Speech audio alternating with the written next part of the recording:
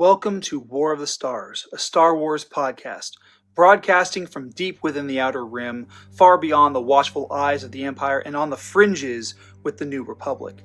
Join your hosts Garrett K. Jones, Brian Karasik, and John Mark Tolley as they discuss the various facets of the saga's lore and characters, review the films, and discuss every tidbit of news coming out of LucasFilm. Remember, this isn't just your Star Wars, this isn't just my Star Wars.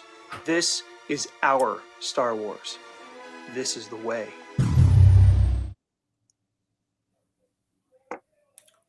Welcome back, everyone, once again to another fun-filled episode of War of the Stars. I am your humble host, John Mark Tolley, joined as always by my co-host, Garrett K. Jones. And we're missing... Yes. We're missing one Brian, so we substituted one Brian for another Brian. Take what I get. Brian's the only machine in this universe. I'm Brian Dos. Brian Dos. Or as Brian we used to say Brian from accounting. There you go. I don't know why, but my nickname should be drove my Chevy to the levee, but the levee was Bry. That's a very long pun, but I like it. I dig it. Type it in. I want it on there now. New Twitter account right there. Oh, man. I think that takes all of the characters. Yeah, I might need to do two. Unfortunately, yeah. Brian Karasik is able to be here. He's dealing with some family issues, so we wish him all the best. Before we get started here, I think Garrett froze. Oh, no, he didn't. Some sad news. I don't know if you guys heard this, but the actor who played Moff Gideon died today, passed away. Mm-hmm. Yeah, I heard about that. So he is now one with the Force. And we obviously our thoughts go out to his family. And yeah, iconic role in Return of the Jedi. And our thoughts go out to him. And it's funny. That's one of those roles that he was in one movie, just a couple of scenes, but yet again, like so many characters in Star Wars is, we know the lines, we know we shall double our efforts. We should double efforts. So, yeah. He said that. We should double efforts. What? No. Yeah. So, fun fact, with regards to that particular character, when my ex-wife and I were dating, the November before we got married during Thanksgiving and everything, we were playing Star Wars Trivial Pursuit. And whenever it was my turn, I would hit these like massive runs of questions where like I was just constantly getting question after question, and they would like cheat me on the card and try to stump me, and like I was still doing well. But one of the questions that came up was Jared, and I like the only reason why I knew his name was because my girlfriend at the time, but my ex-wife had mentioned something about him in Return of the Jedi. I'm like, oh, was that his name? She goes, yeah, you didn't know he had a name. I'm like, I just thought he was like random, Imperial officer. I had no idea. His name was Commander. Yeah, it was Commander. His name was Commander. Yeah. So she said it to me, and the question came up like just a few hours later. Have you guys seen the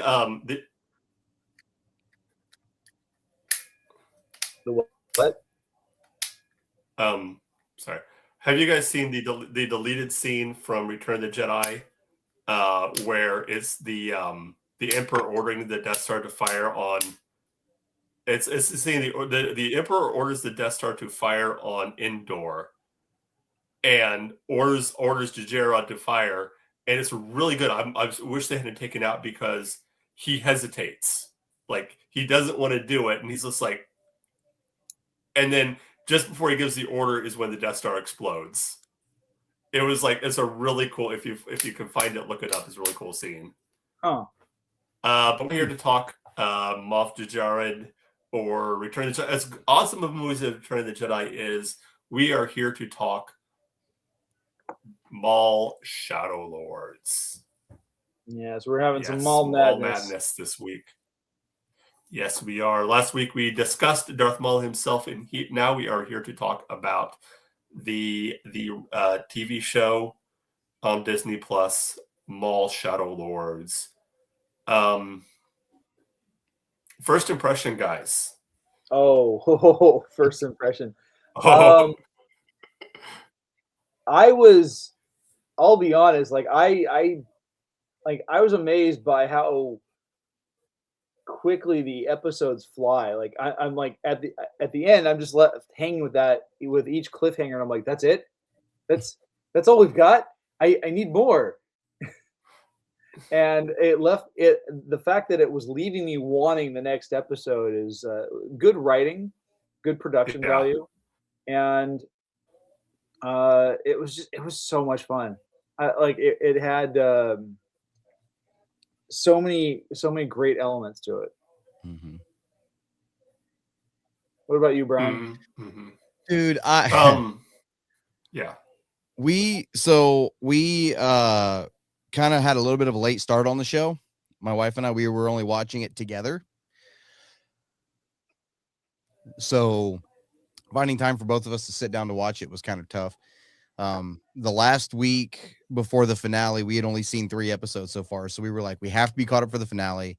Got to be ready to go to talk about it for my show. And I was like, okay, cool. So we sat down and powered through the last episodes and just binged them after the finale came out. And it was like, okay, next episode. Okay, next episode. Okay, next episode. Oh my God, next episode. And it's like, oh my God, next episode. You know, like it just built the hype more and more for us. Yeah. And did not disappoint by any stretch of the imagination. And I should have. So I've read most of the High Republic stuff. I haven't read the last 3 novels for the whole thing yet, but with High Republic, there's this theme that I've noticed with me. Every time I fall in love with a Jedi, and I love the Jedi, they die. And so this time I was like, man, I really like these 2 Jedi. These Jedi are freaking awesome. I really like this master. Shouldn't have said that. I was like, well, that figures. Just another notch in the freaking bed frame. Here we go. Yeah. I'm the same way. I loved it. It took me a while. It did take me a while just because I got so much that, it just kind of, but it was such a good show. The way that they fleshed Maul. We talked about this last week about, Maul starting out in episode 1 of being just a very one-note character. He's there. He looks cool. He's got the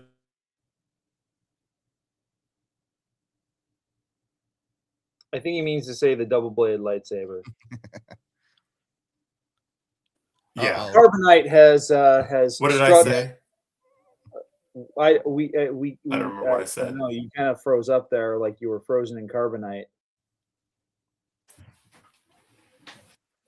Oh, I hate this. We're sorry for the technical difficulties here, folks. It'll all be good. We'll work it out. Work through it. Yeah. Are we back? Yes, we're back. Like okay. Maul. But yeah, them just showing how intelligent Maul is. Are we back? Yeah. We should be. We can hear you just fine. I think there's a little bit of okay. Good. All right. We're gonna make sure because you guys are a little laggy. Well, for the most part, we're just kind of sitting still. We're waiting. We're trying to wait for you. And froze again. I don't know. You keep. Yeah. The volume, the audio keeps going in and out. Well, Yeah. You just talk and you say your part, man. We'll be here. All right. Don't worry about it. We'll edit this out. But yeah, like I was going to say, the intelligence of Maul. I think I've said that like 5 times now. But I want to ask you guys one question when it comes to Maul. Did you think it takes away any from the character of making Maul to be somewhat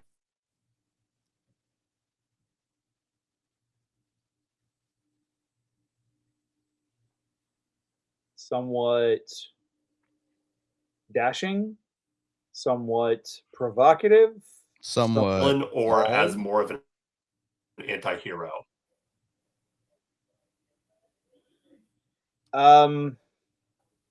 What's that? We missed like half your question.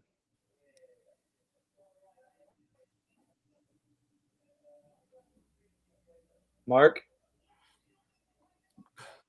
What? Sorry, I can't hear anything. I'm getting. Yes, he's alive in a perfect hibernation.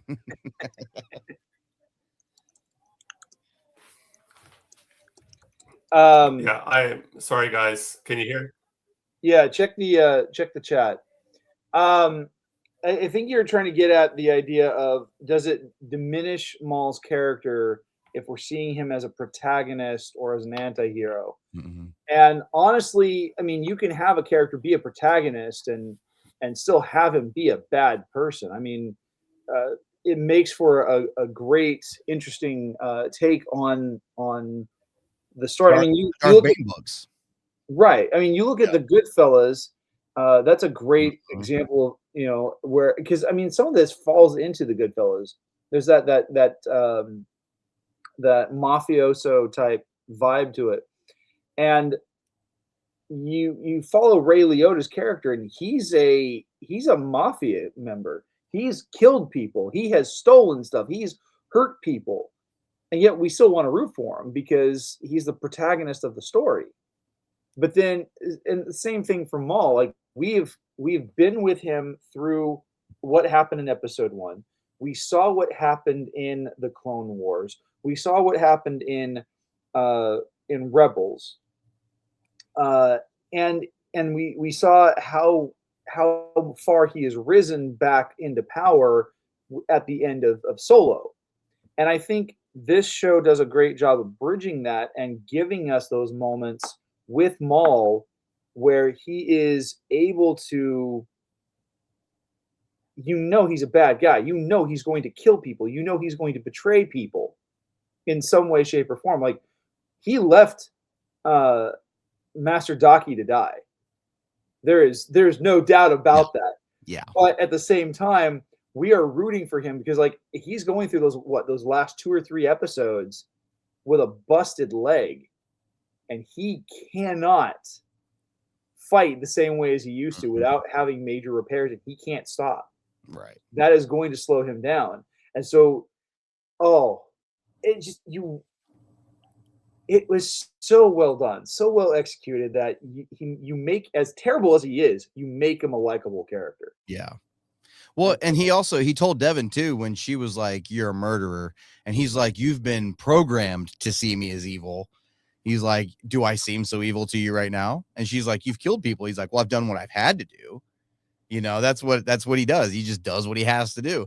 Mm-hmm. He doesn't see it as black and white or good or evil. He just sees it as, this is what needs to be done. This is what I'm going to do to actually be somebody.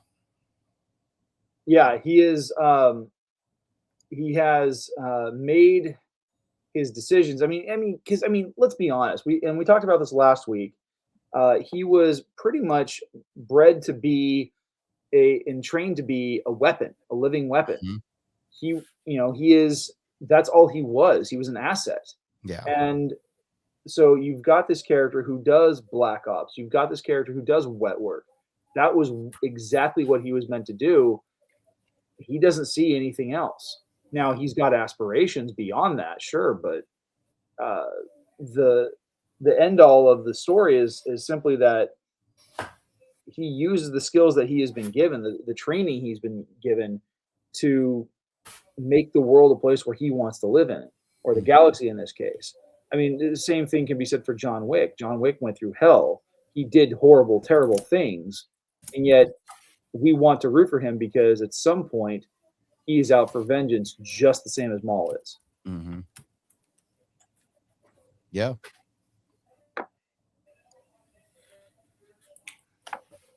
So, Mark is back, or not? He was. He made a cameo. He's like Boba Fett in the Book of Boba Fett. He made a cameo in his own show. Look at there. That's ironic considering the fact that he's wearing a Mandalorian. I know. Oh, okay. Man. He's going to kill me after he hears that. He's going to see the recording and be like, that D-bag. No. Mark is Mark is the polar opposite. No, I shouldn't say that. Mark just had more screen time in his own show than Boba Fett did in his. So I shouldn't give him crap. At least he showed up. Yeah, he did. Sorry, I didn't mean to go there. My bad, guys. I've missed you, Brian. I know. No filter. It's good. It's all good. I gotta say, one of the things I really like I want to kind of, before we talk about some other great things that happen, there are a couple of things that stood out that I didn't necessarily care for. Like, normally I know that when they record lines and dialogue for the shows like this, they tend to do it in studio with everybody. At least that's how it's been done in the past. I know things have changed over the last 6 years for whatever reason, but was it me, or did Detective Lawson, or that was his name, right? Detective Lawson? Lawson, yeah. Yeah. Did it sound like the actor was reading the lines, but like not really interacting with the other characters? I think it was the accent. I think it was the accent. Because I see where you're coming from on that. Mm-hmm. He seemed a little like cardboardish. Yeah. He was very wooden. But I think it's just, I think it was the accent, because he did have a little bit of an accent, and maybe it was the actor is Wagner Mora, who's okay. Wait, does he have an accent? Yeah, he's from South America, I believe. I wonder if maybe that had something to do with it, because I was going to say if it's somebody trying to fake an accent, they could come off very wooden. But so he's a Brazilian actor. He has been he's been in a bunch of stuff. Like, he was in Narcos, he was in Civil War, Puss in Boots, and then if you saw the Amazon Prime series, he was in Mr. and Mrs. Smith. Oh, okay. Opposite Donald Glover. So like, he's a decent enough actor. I think it felt like he had nobody really to work off of. Yeah. And everything came off very wooden, like more wooden than Gal Gadot on a good day. It's possible. It's possible. So, but I liked the story. Like, I liked his inclusion. The cop who was, railroaded out of his job, and like, God. I love Two Boots. Really? Yeah, I love Two Boots. I was so mad at him, but I love him. He's such a naive innocent droid. He's starting to see, though. He sees. At the end, he was like, but yeah. The thing that, and maybe it's just because the delivery of Richard Ayoade. Like, I like Richard Ayoade. He's funny, but it drove me absolutely nuts. It's like, how clueless is this droid? Like, I know he's the only one that's given a name other than a designation. I fell for him the moment he walked up and he handed Lawson the coffee cup, and he had one, and he's like, "Why do you have a coffee cup?" He's like, "I can't drink it. I just share the moment with you." And I'm just like, that's great. I love it. Typical cop. Well, it's like, it's seriously, he's like, it feels like he's playing Moss from the It Crowd in a police station. only without the manic energy. Yeah. I'm just like, oh God, Yeah. where's Roy? Where's Roy? Is he And on fire? I like what the Imperial tells him to take the boots off too, and his feet from like the ankles down are perfectly shiny, brand new paint. Right. Everything else, I was dying, dude. I loved it. Yeah, like, and I gotta say, I like the casting through the majority of the show. Like, the Empire is a threat, but they are like, comparatively, there are no like major officers who are involved with the hunt. I mean, you've got a couple of them, but they wash out or they get killed pretty quickly. It's mostly the Inquisitors that show up, and I gotta say, for the fact that they brought the Crow back in and Merrick, especially considering the fact that they were very short-lived characters in other series, like, this actually made them scary. Like, this made them. Merrick was terrifying and both of them were. Anytime you saw both of them walk out together out of a ship or something, it was just menacing. It was horror. Like, it was like, oh crap, like that's creepy as heck. It was freaking eerie. The thing that caught my attention is like the way that, like, I know that when Ahsoka was coming out, and people started seeing Merrick, everyone was like, "Oh, who is that character? Like, what is he really?" And like, people kept swearing up and down that it was Starkiller. Yeah, like he was a retcon version of Starkiller, and I'm like, nah, it can't be. That would be too obvious. That's too on the nose. But then you watch the way he fights, and it feels very much like Starkiller from The Force Unleashed. Yeah. Hey, John's coming back. Is he? Yes. Yay. Somehow Mark returned. Yes. So his devices are not connected. So we'll see what happens. I'm adding him to the stage. Magic. Cloning. Okay, I added him. Hold on. Oh, there we go. Hey. Maybe. Somehow Mark returned.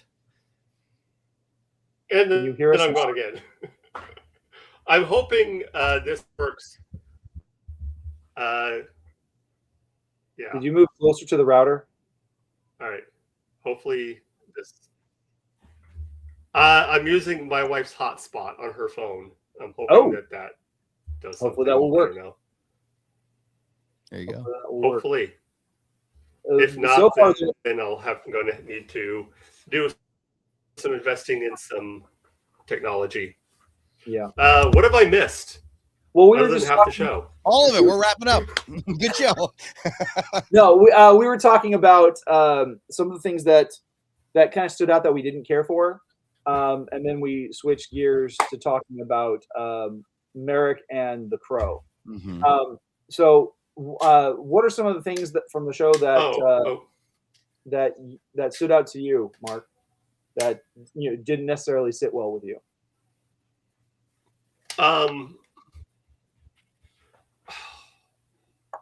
There's got to be something. I don't know if there's anything that really didn't sit well with me. I think we've discussed this before about just how many Jedi survived Order 66, because it seems like there's Jedi everywhere for something that was supposed to be a purge. There's Jedi everywhere. Yeah. I don't know if there's anything that really like. I wish we'd have seen a little bit more, and maybe we will in season 2, with the wife. What's her role in the Empire? What does she do now that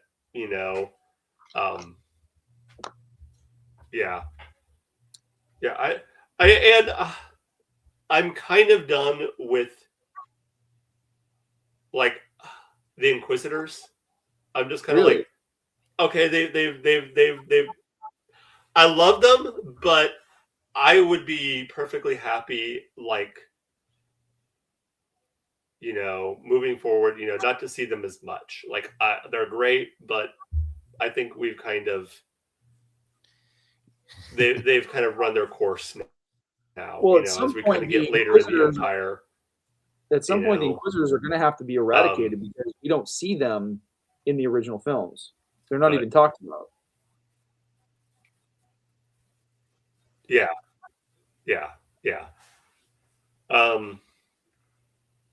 Now I don't know if you guys got to Vader yet. No, we were waiting for you to be a part of that conversation because that's a dude. That's a big point for the show because it is. One thing I love is Vader has not shown up in any other media.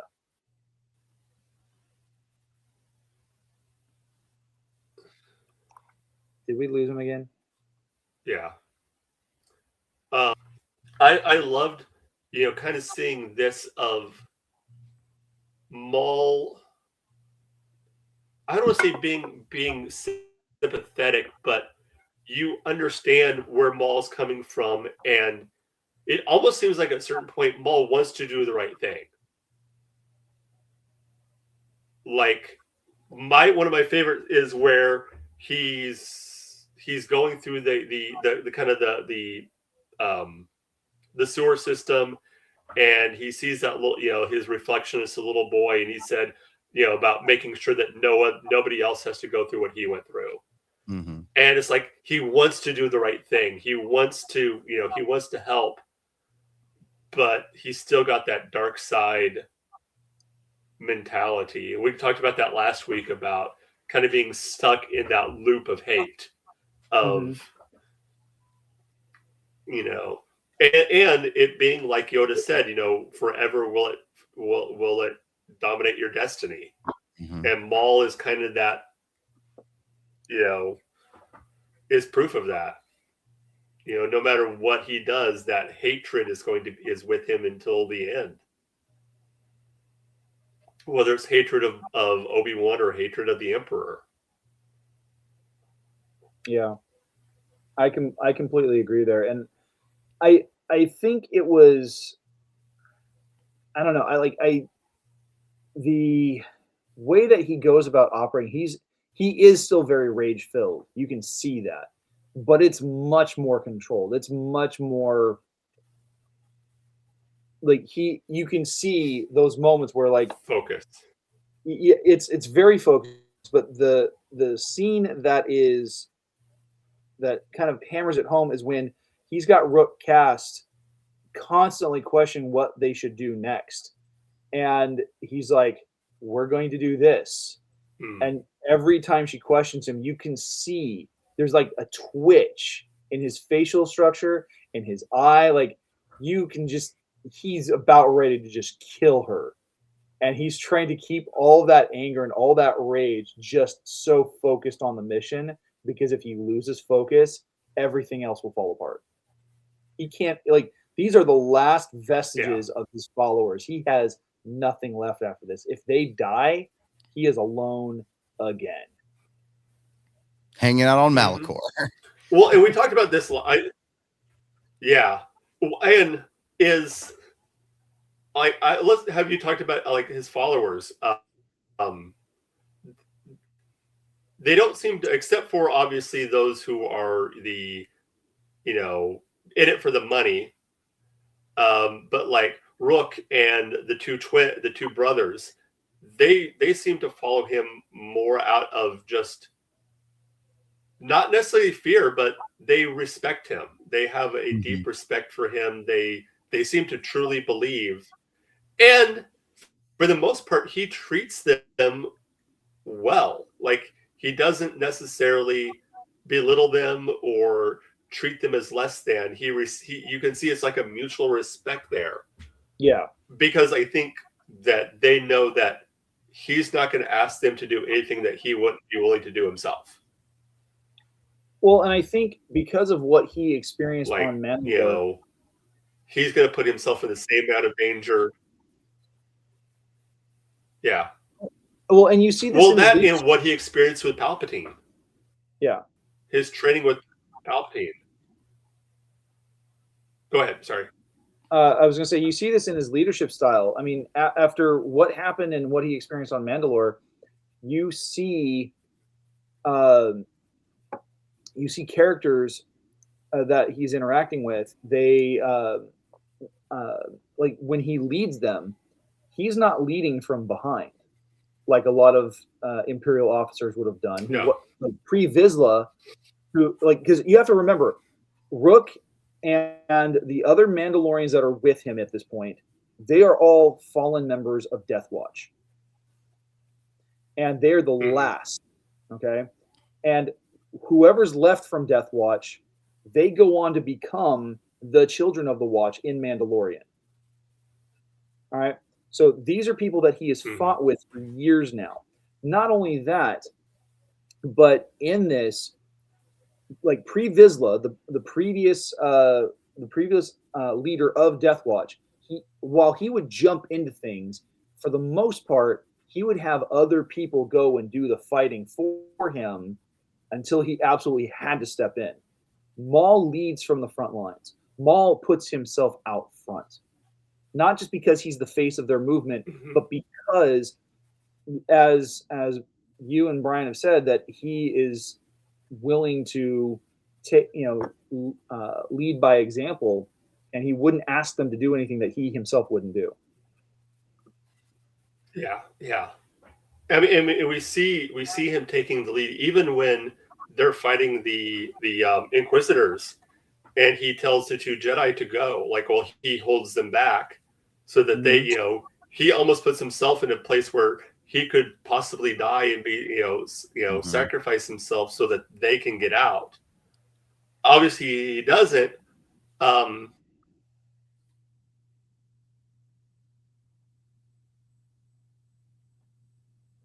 no, he froze again. This, the scene we were just getting ready to talk about, and I'm sorry, but that was just. I love that they're bringing back terrifying Vader. Yeah, not a word. Making him absolutely terrifying again. He doesn't. Oh my gosh! He's not a word. Oh my gosh! Nothing. And he doesn't. I love the fact that also that they don't have him doing flips and all the cool things. He's just standing perfectly still and just moving the lightsaber. Like, yeah, like he doesn't have to. He doesn't have to do anything flashy. He doesn't. He just. Yeah. I love the part in the fight with Vader too when they kind of escape him for a minute. I love it when they escape him for a minute and they're kind of walking around and they're in the ruins and all of a sudden Maul like stops and looks at the wall and Vader's fist comes through the wall. And I was like, oh my god, that was brilliant. Oh yes. Oh, it was like, jeez. Oh, and can we talk about with that red that lights when he ignites? Can we talk about for a minute how, I don't know if you guys saw this or not, how Rook actually died? That red lightsaber ignites at the beginning and just we've talked. Go ahead. Did you guys see how the showrunners came out and said how Rook actually died? Yeah. It's way more brutal than what you think. It sounds like the way she screams, you can tell this is the worst thing that he's ever done. Yeah. The showrunners came out. For those of you that don't know, came out. This is canon. Yes. This is canon. Yeah. This is canon. He used the Force to rip her lungs out. No. I was like, oh my gosh. Well, and this comes from Vanessa Marshall. Like they asked her, they're like, how do you want Rook Cass to go out? She's going to die. And she's like, I want Vader ripping out my lungs through my mouth. And then the showrunners were like, okay, that's what happens. That's why they had her pull off into the fog. That's canon. That's how she died. It's so brutal. She got blood eagled through the mouth. Like it's just insane, dude.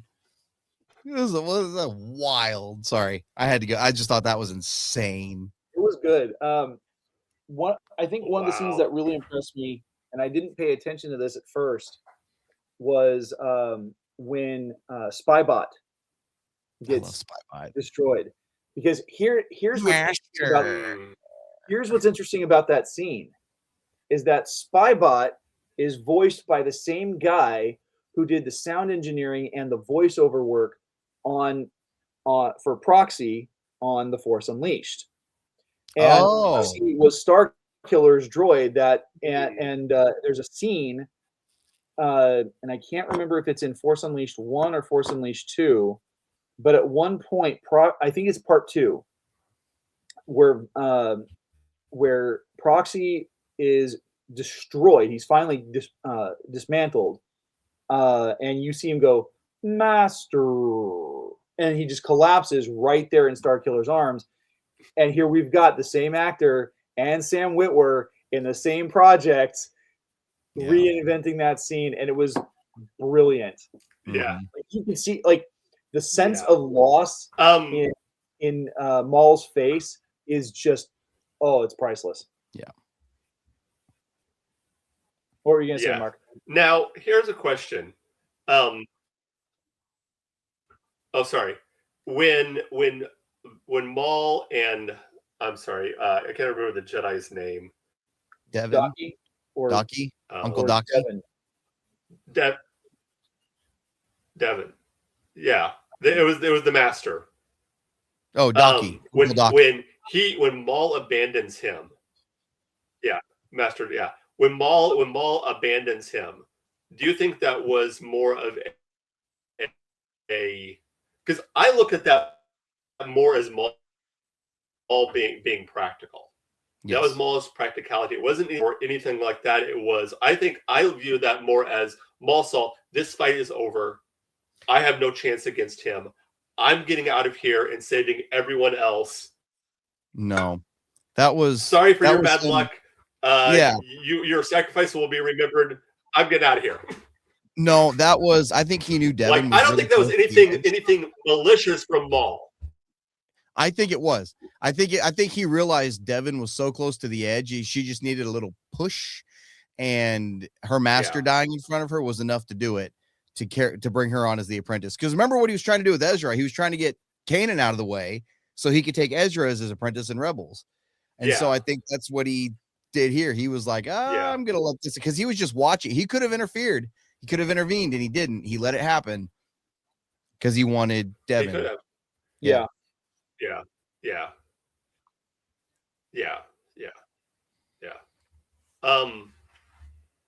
Now, this show is kind of brought up, recently. It's not really recently, but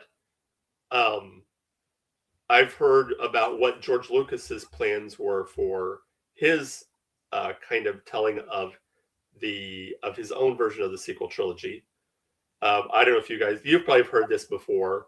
He wrote his own kind of treatise kind of idea for it, which was going to focus on having Maul as the main villain. And it was going to focus basically on what we're seeing right here with the rise of the criminal underworld and kind of Maul trying to fill that vacuum. I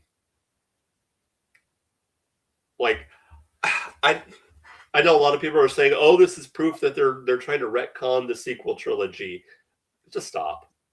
Just stop, please. It's and not to get off on another tangent, but it's like the same people who are saying that the Snyderverse is going to be restored for DC. Just stop. Neither are going to happen. Just. But it is interesting to kind of like to think about the what if of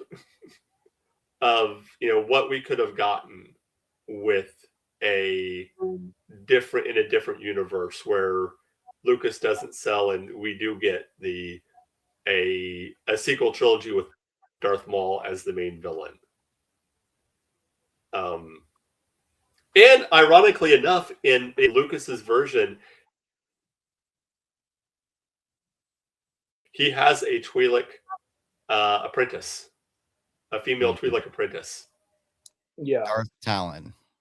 Well, what's interesting is Darth Talon didn't show up in the comics until Star Wars Legends. She is a part of Cade Skywalker's storyline. He becomes her apprentice under the one Sith under Darth Krayt. So she would have lived like hundreds of years after the events of this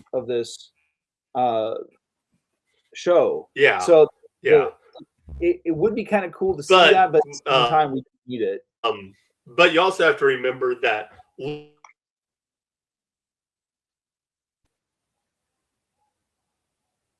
That what?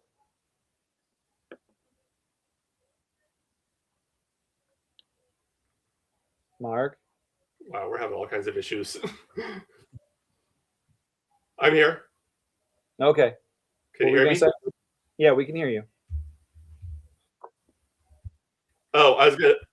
Sorry. I was just gonna say that we also, after we were talking about Darth Creighton, Talon, that Lucas could have just gone right past all that stuff, because he only considered the movies and the TV show to be canon. So he would have just thrown, he would have just picked and choose kind of what Disney's doing now with some of the legend stuff, and just fitting it in where these characters in where he wanted them. I think it's possible. It's hard to say without sitting down to have that conversation with George.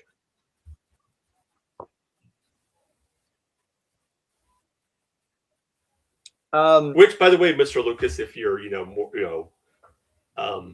would love to have you on if you're listening. Yes, we would. Please. I mean, you're all the way up in Modesto. That's only 2 hours north of me. So let's do this. Let's kind of switch gears for just a moment. And so this was our ranking. This is our final ranking for the animated series back in April. And I've got Maul down here. I want to, this was kind of our final thing. So like Clone Wars, Rebels, both sit between the S and the A tiers. Resistance sits, right there at Bantha Poodoo where it needs to be. Visions is sitting comfortably on A tier because it's really good. And then Tales of the Jedi sits between A and B, and both Tales of the Empire and Tales of the Underworld are sitting comfortably on B. Based on your guys' experience, where would you place Maul Shadow Lord?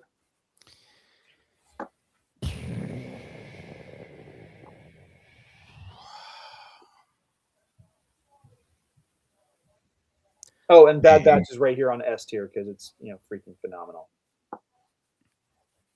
No bad episodes. I would.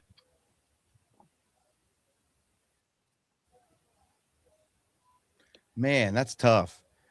Because I'm trying to decide if it's like equal with Clone Wars and Rebels or above. Because I hesitate to say that anything is like a perfect 10 out of 10. Yeah.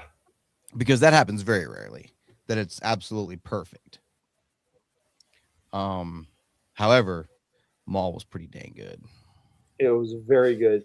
The writing was tight. What they did 10 episodes. And at this point, we don't even need to have a second season. Like I'd be happy with where it is. Do I want more? Absolutely. But it is a solid series. And we haven't had a good, solid animated series since Bad Batch. I know that it's getting a season 2. It's probably going to get a season 3. And I can speculate on that all night, but man, I don't know. See, I got some issues with your rankings already, though, that you already have. What you don't? I don't think I'd put Visions on A. I think Visions is more like a B, lower B for me. Well, what we did is we averaged the scores, because if you look okay. So like this one right here was Mark's rating. This one right here was Brian's rating.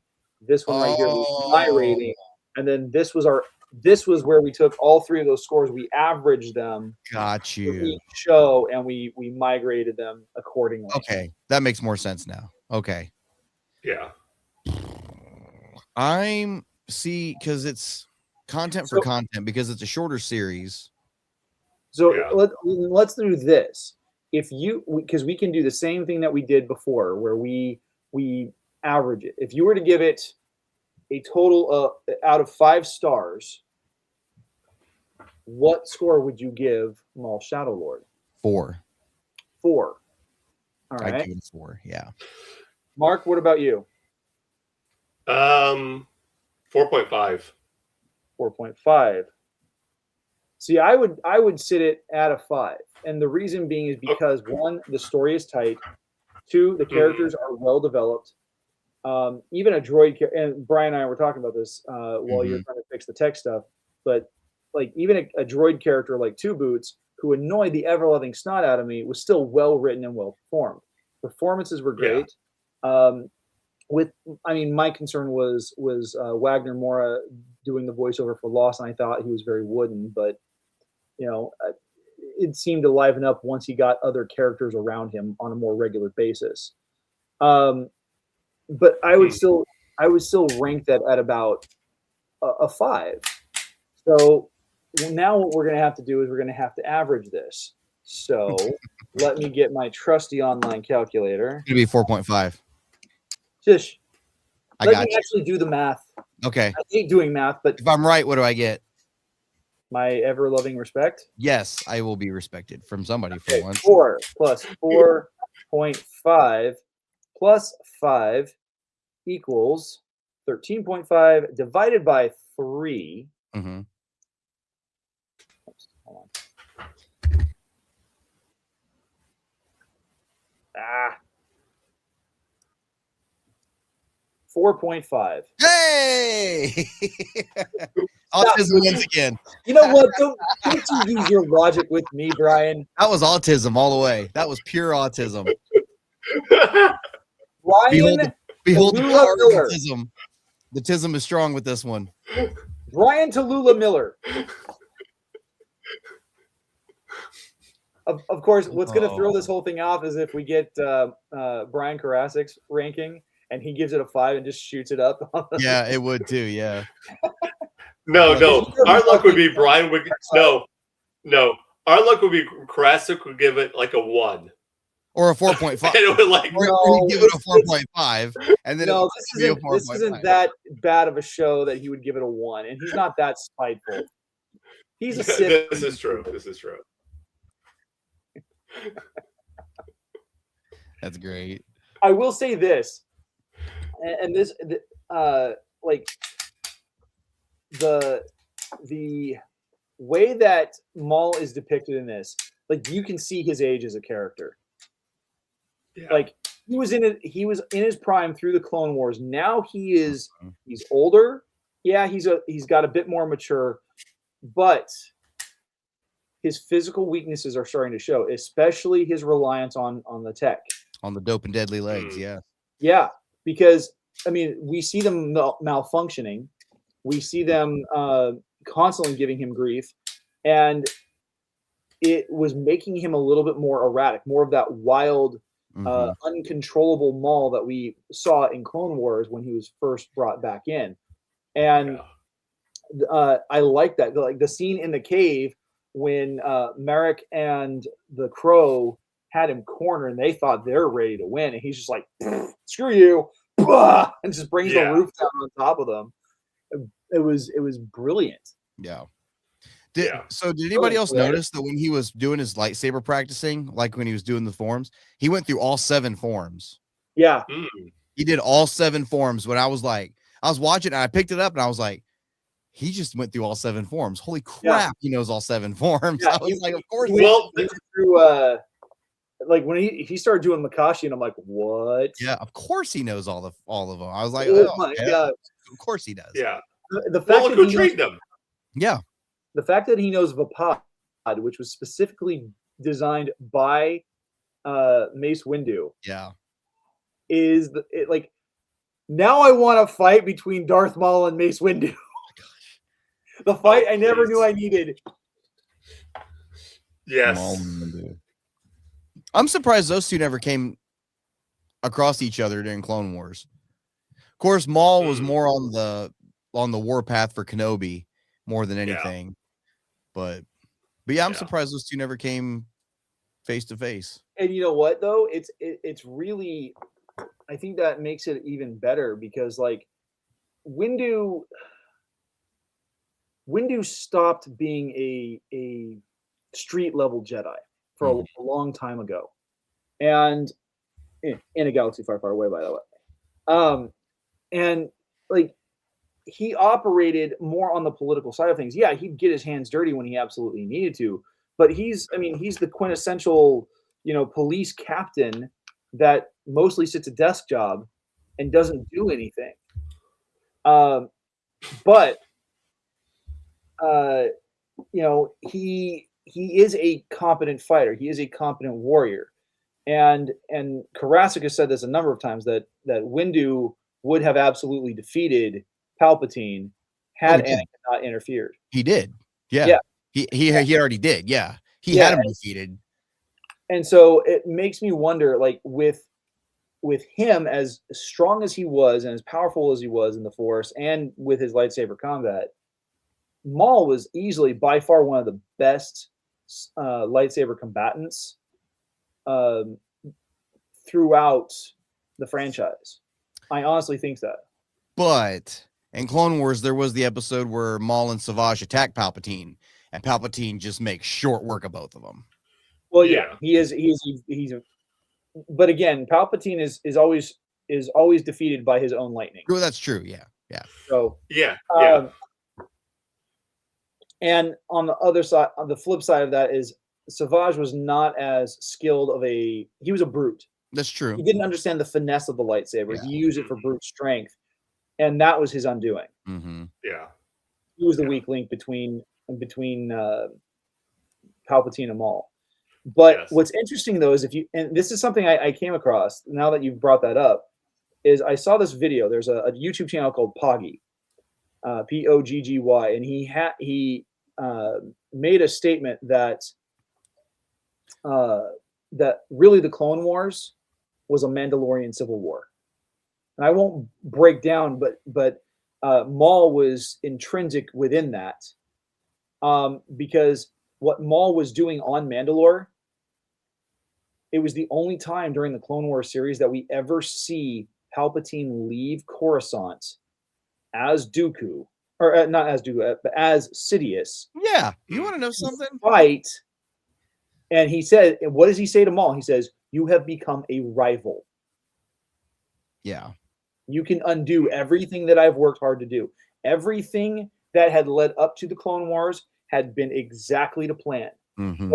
Whether it was the formation of the droid army, the blockades and all that, whether it was the formation of the clone army under Sifo Dyas's name and credentials, and everything. You watch everything that is done. Like even Dooku says, "Hey, the Senate is under the control of a Sith Lord." He at no point does he ever lie to Obi-Wan. He is brutally honest with him, and they still refuse to believe that it's possible. Mm-hmm. How do you think Palpatine slipped away long enough to go do that? Because can you imagine if Donald Trump tried to get out of the White House undetected for a night just to go fight somebody he used to know in high school? There's no way. There's no way. I mean, there's no way you'd be able to get away with that. How did Palpatine get away with that? The dark side is a path to many abilities that some would consider unnatural. Something dark side. It was a clone he had or some rum. Complete. Yeah. You bring up a really good question, and this kind of makes me want to do an entire run on all the loopholes, not loopholes, plot holes that we find in Star Wars. How did he really get out and drive himself halfway across the planet? I mean, it's Palpatine. He's got plans within plans. He's got things set up that Yeah. Is the fact it's like how is he able to migrate all these credits into all these untrackable the banking clan? I got that one. Yeah. Billions and trillions of credits to fund a multiple front war where he's going to inevitably come out the winner. Again, like Brian said, remember who Palpatine's master was. Yeah. Darth Plagueis, who was a Dune, who was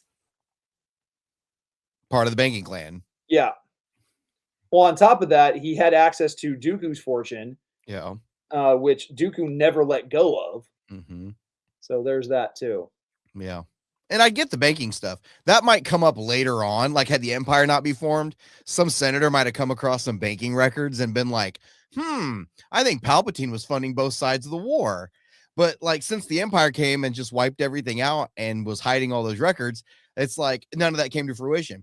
But the sneaking out of the White House at night, that's kind of hard for me to believe. Like, how are you going to do that with all these droids and all the security? And you're not just the president of the United States, you're the chancellor of the galaxy. How are you going to just sneak out like that and go kick two Zabrak's butts in like a full hooded thing? Well, like, because he even did it in the comics too with Anakin. He snuck out as Palpatine with Anakin when Anakin was a youngling and took him into the streets of Coruscant down below. How do you get away with that? Well, think about the culture in which he comes from.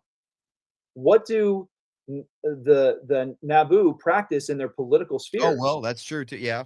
I mean, think about how many different doubles Amidala had, and this is something that she didn't practice as queen. She practiced this as a senator too. Yeah, you're right. And so it would make more sense. Hold on.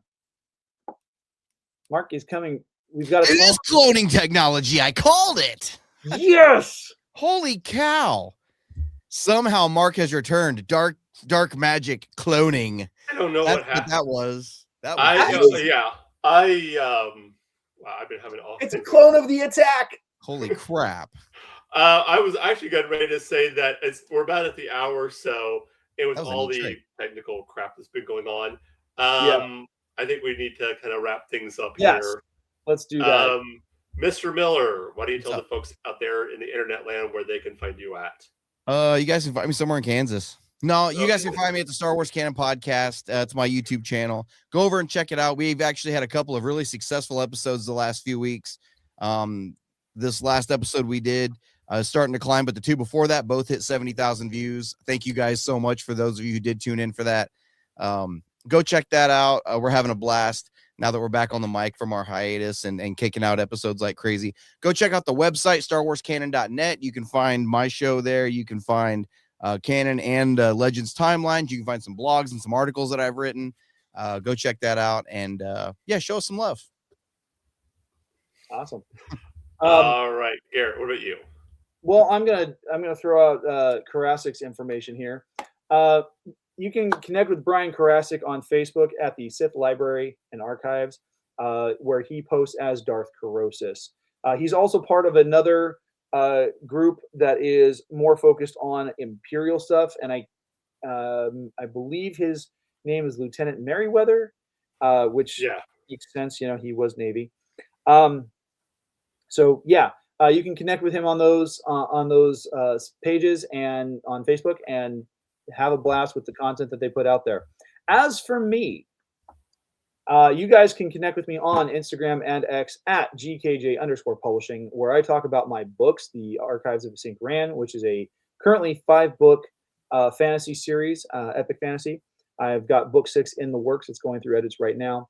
And then I have my short story collection, Midnight Playground. I will be doing a in-person event here in Central California. It's called the Visalia Books and Brews event.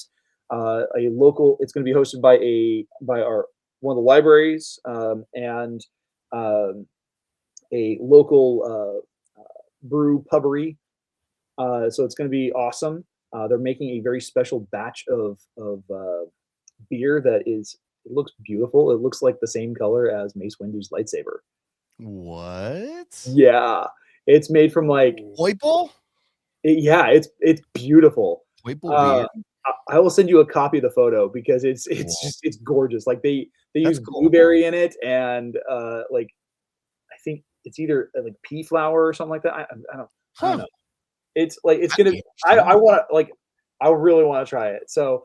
You guys can connect with me through Instagram, through X. I'm not really on X all that much, but you can also connect with me on YouTube just by searching for GKJ Publishing, where I have my show, The Right Way, where we talk book recommendations, author interviews, and creative writing tips. I just had an episode come out this last Saturday. I've got another episode coming out in a couple weeks, and that's going to wrap up the season. And then I'm going to take a little bit of a hiatus from The Right Way to work on some other projects for the channel. All right. As for us right here at War of the Stars, if you want to get hold of us, you can do so. Our email is warthestars1@gmail.com. All other social media is at War of the Stars 77. If you want to support the show, you can go to kofi.com/War of the Stars. That is ko-fi.com/War of the Stars. Or go to spreadshirt.com/shop/war-of-the-stars. Again, I need a -Rendar joke in there somewhere. Just put Rendar at the end of it. War -of-star- or of the -stars -Rendar. That's all you gotta do. Yeah, there you go. Just pick it at the end. Yeah. As Garrett mentioned, we are a proud member of the Feast of Fandoms Network.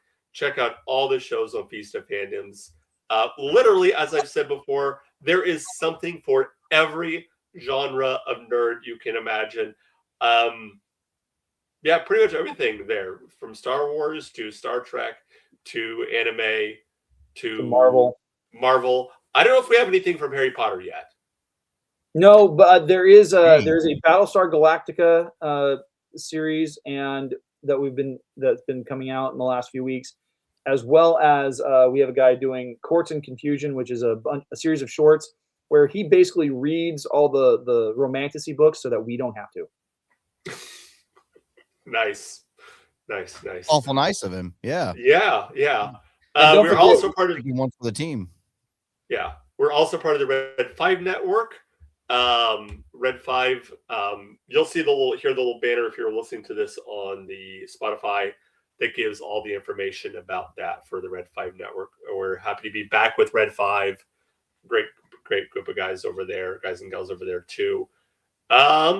Next week, what are we talking about next week? Next week, we're going to be doing our predictions for Mandalorian and Grogu, the film coming out a week from this coming Friday. Yes. So that is it for this week. As always, remember, this is not just my Star Wars. This is not just your Star Wars. This is our Star Wars. Until next week, may the Force be with you.